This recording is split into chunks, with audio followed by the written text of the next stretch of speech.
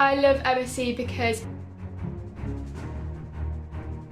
I will be coming back every single Sunday at 7 p.m. Do make sure you are tuning in every Sunday. What grades are you aiming to get, and what did you get in your mocks? I actually like I like a question like that where it's straight to the point, right?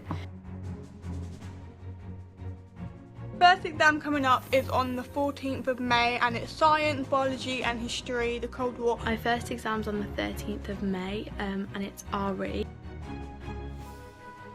Paper didn't go too badly. In question 2 of paper 1, it was about Othello and conceptual, and I really liked it. I'm George. Join me for MSE Breakfast all the way through exam season.